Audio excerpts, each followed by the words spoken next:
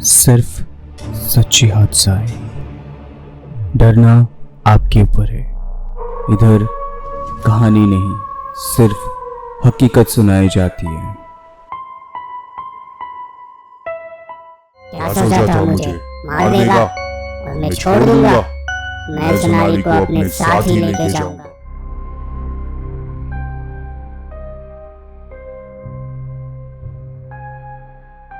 Hello and welcome back to खौफ की 62 number episode पे मैं नील आप लोग का स्केरी दोस्त फिर से एक बार स्वागत करता हूँ सच्ची हॉरर हादसा पे। आई होप आप लोगों का नवरात्रि या दुर्गा पूजा अच्छे से गए होंगे। आज है खौफनाक मंडे। हर सोमवार, बुधवार, गुरुवार और शुक्रवार की रात खौफ की रात, ठीक रात 9 बजे।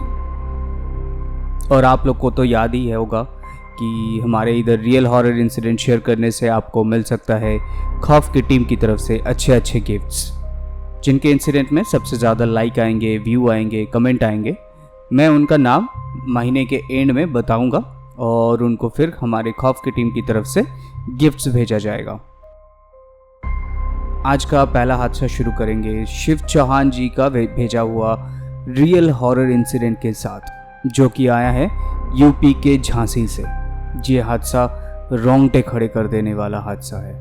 और यह हादसा शिवजी के जो फ्रेंड है उनके चाचा का बेटी के साथ ये हादसा हुआ था। और आज मैं वही एक्सपीरियंस मैं आप लोग के साथ शेयर करने वाला हूँ। शिवजी के दोस्त के चाचा के नाम था अमित जी और उनके बेटी की नाम थी सोनाली जी। सोनाली जी ऋषभ करके एक लड़का था जिसके साथ उनका अफेयर था, रिलेशनशिप में था, जिनका 3 साल से रिलेशनशिप चल रहा था। तो ये बात जो था ये घर में सबको पता था। तो एक दिन क्या हुआ कि सोनाली जी के घर वाले को पता चल गया कि उनके ही घर की बेटी ऋषभ जी को धोखा दे रही थी। और ये चीज़ ऋषभ को बाद में पता चल गया था। तो उन्होंने सोनाली जी के घर जाके झगड़ा करने लग गए और बताने लगे कि ये सही नहीं हो रहा है। तो ऋषभ जी ने सोनाली जी को मना किया कि ऐसे नहीं करते, धोखा नहीं देते, ये गलत चीज़ है। लेकिन सोनाली जी ऋषभ जी की एक भी नहीं सुनी। फिर 2-3 दिन बाद खबर आया कि ऋषभ जी कहीं नहीं मिल रहे थे। सब लोग ढूंढने लगे, फिर भी ऋषभ कहीं नहीं मिल रहे थे, क्योंकि ऋषभ जी को मार के दफनाया गया था सोनाली जी के घर के आंगन में ही, ताकि किसी को पता ना चले। क्योंकि आंगन बहुत ही बड़ा था, एक बगीचा टाइप था और बड़े बड़े पेड़ से भरा हुआ था। तो ऋषभ जी को गुजरे हुए 5-6 साल हो गए थे और तब तक तो सब लोग भूल भी गए थे और उनके बारे में। तो एक दिन क्या हुआ कि गर्मी के टाइम पे अपने बगीचे में सोनाली जी घूम रही थी अपने कान में हेडफोन डाल के। तो अचानक से किसी चीज़ से पैर टकरा कर गिर गई। तुरंत वो उठ के मोबाइल का फ्लैशलाइट ऑन करके देखी कि किस चीज़ से टकराई।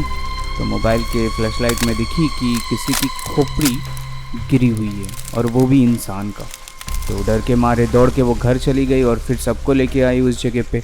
लेकिन उस जगह पे जब सब लोग पहुँचे तो ऐसा कुछ था ही नहीं उधर। फिर रात को जब सोनाली जी सो रही थी तो आधी रात को अचानक से किसी ने ज़ोर से खींच के सोनाली जी को बिस्तर से नीचे गिरा दिया। तो सोनाली जी चिल्लाने लग गई। तो उनका चीख सुन के तुरंत सब लोग उनके रूम में आए और पूछने लगे कि क्या हो गया।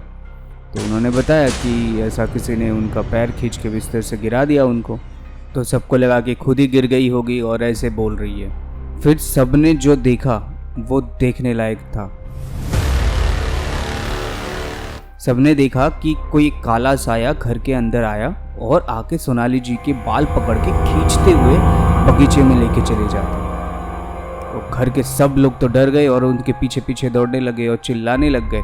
और जाके देखा कि जो जहाँ पे ऋषभ जी को दफनाया गया था वही आजू बाजू वो गिरी।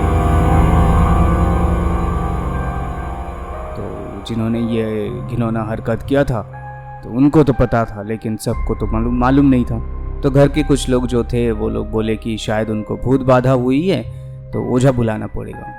तो सोनाली जी को जैसे तैसे करके उठा के घर लेके गए। और जैसे ही वो सोनाली जी घर पहुंचे तो उन्होंने शैतान की आवाज़ में बात करने चालू हो गए। क्या सोचा था मुझे मार देगा और मैं छोड़ दूंगा। मैं सोनाली को अपने साथ ही लेके जाऊंगा।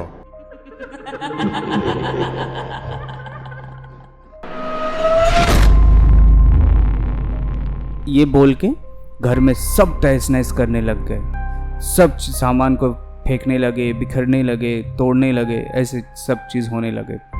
तो जैसे तैसे करके वो रात गुजारा और तुरंत अगले दिन सुबह एक बड़ा सा कोई ओझा को लेके आया और ओझा आके फिर झाड़ फूँक करने चालू किया। लेकिन ऐसा कुछ भी नहीं असर हो रहा था। आखिरकार क्या हुआ कि ऋषभ का जो रूह था वो सोनाली जी का गला काट देता है एक शीशे का टुकड़े से। बहुत ही भयानक दृश्य था वो।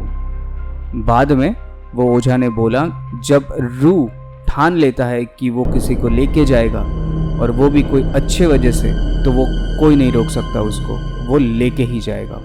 और भी अगर कुछ बड़ा सा कुछ हादसा ना हो जाए या और कोई भी बुरा ना हो जाए, वो ओझा बोला उन लोग को कि आप लोग एक काम कीजिए, जिनका लाश आप लोगों ने शायद वहाँ पे दफनाए होंगे या के बगीचे में दफनाया हुआ है, उनका अंतिम संस्कार कर दीजिए जल्दी से जल्दी। फिर बाद में पुलिस आके सोनाली जी के पापा और भाई को अरेस्ट करके लेके गए थे, क्योंकि यही दोनों जो थे वो लोग जुड़े हुए थे। देखिए, ये बात तो सबको पता है कि रूह अपना बदला लेने के लिए वापस आता ही है। चाहे वो 10 साल पहले भी चले गए कि 1 साल पहले चले गए, वो वापस आएंगे अपना बदला लेने के लिए। चलिए अभी चलते हैं दूसरी हादसे पे, जो कि हमें भेजा है मीनाक्षी जी ने बिहार की मोतिहारी से। एक बार मीनाक्षी जी अपने मायके गई हुई थी, जो कि मारीपुर में है, और उधर जाके 2 हफ्ते रुकने का प्लान था। तो एक दिन अपने दोस्तों से मिलके वापस आ रही थी अपने स्कूटी पे। तब रात के बज रहा था कुछ 11 सवा 11, लगभग पूरा रास्ता सुनसान हो गया था। तो मीनाक्षी जी अपना स्कूटी जल्दी भगाने शुरू किए, क्योंकि उनको भी थोड़ा सा डर लगने लग गई थी। तो फ्लाईओवर के ऊपर जैसे ही वो चढ़ी तो देखे कि अचानक से बीच रोड पे, मतलब बीच फ्लाईओवर के बीचों बीच कोई एक आदमी लेटा हुआ है, खून से पूरा लथपथ। ऐसा लग रहा था कि जैसे अभी के अभी कुछ एक्सीडेंट हुआ होगा। वो आदमी के पास से जैसे ही होकर गुजर रही थी वो, तब उन्होंने अपना जो स्कूटी था वो थोड़ा स्लो डाउन कर ली थी, ये देखने के लिए कि क्या है। तो उन्होंने देखा कि जो आदमी लेटा हुआ है उनका सर नहीं है और चारों ओर खून फैला हुआ है। तो उन्होंने ये सब देख के उन्होंने रुकाया नहीं, अपना स्कूटी तेज़ भगाने चालू कर दी और उधर से जितना जल्दी हो सके भागने की कोशिश कर रही थी। तो लुकिंग ग्लास पे भी उन्होंने पीछे से एक बार देखी कि वो आदमी रोड पे है कि नहीं। तो उन्होंने जैसे लुकिंग ग्लास पे देखे कि जो आदमी वहाँ पे पड़ा हुआ था वो आदमी है ही नहीं, वहाँ पे कोई था ही नहीं और खून भी नहीं दिख रहे थे। तो जैसे तैसे करके स्कूटी भगा के वो घर पहुँची, क्योंकि उनको समझ में आ गई थी कि यहाँ पे कुछ तो गड़बड़ है, जल्दी घर पहुँचना है। तो जैसे ही घर पहुँचती है तुरंत उनको उल्टी होने लग जाती। तो मीनाक्षी जी की जो मम्मी थी उनको लगा कि शायद तबीयत ख़राब हो गई, तो उन्होंने दवाई दी है उनको। तो अगले दिन सुबह मीनाक्षी जी अपने मम्मी को बताया कि जैसे वो कल रात को आ रही थी वो फ्लाईओवर के ऊपर से, तो उन्होंने ऐसा कुछ देखी थी। तो बाद में उनको मालूम हुआ कि हाल ही में उस फ्लाईओवर में रात के टाइम में ऐसा ऐसा कुछ दिखता है। तो इसीलिए अगर ऐसा कुछ दिखता है तो वो गाड़ी नहीं रुकाते, उधर से भगा के चले जाते हैं, क्योंकि वो एक छलावा है।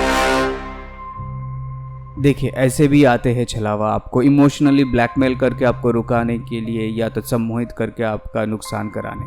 अगर आप डर जाएंगे तो वहाँ आपको तुरंत मौत के घाट उतार देंगे वो, तो संभाल के रहिए। तो शिव चौहान जी और मीनाक्षी जी, आप दोनों को बहुत बहुत धन्यवाद कि हमारे साथ ऐसा रियल हॉरर इंसिडेंट आप लोगों ने शेयर किए हैं। आप भी चाहे तो आपका रियल हॉरर एक्सपीरियंस जो आपके साथ हुआ है या फिर आपने किसी के पास से सुने हैं, वो हमारे साथ आप लोग शेयर कर सकते हैं। हमारे साथ इंसिडेंट शेयर करने के लिए आपको व्हाट्सएप करना है सिर्फ। हमारा व्हाट्सएप नंबर है 7738596725। यहाँ पे आप लोग इंसिडेंट लिख के भी भेज सकते हैं या फिर वॉइस रिकॉर्ड करके भी भेज सकते हैं। अगर आप चाहें तो हम लोग को ईमेल पे भी भेज सकते हैं। हमारा ईमेल आईडी है share.trueincident@gmail.com, या फिर अगर आप चाहें तो फेसबुक पे भी भेज सकते हैं।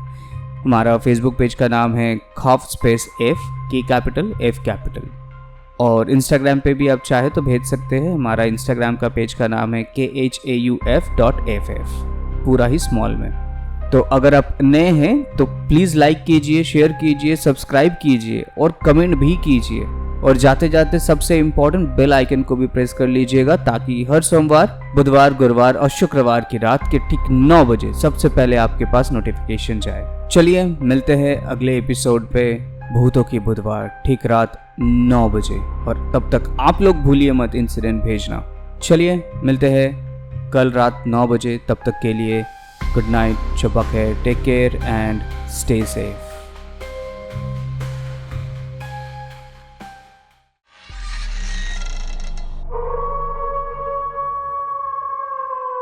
खौफ सिर्फ सच्ची हादसा है, डरना आपके ऊपर है। इधर कहानी नहीं, सिर्फ हकीकत सुनाई जाती है।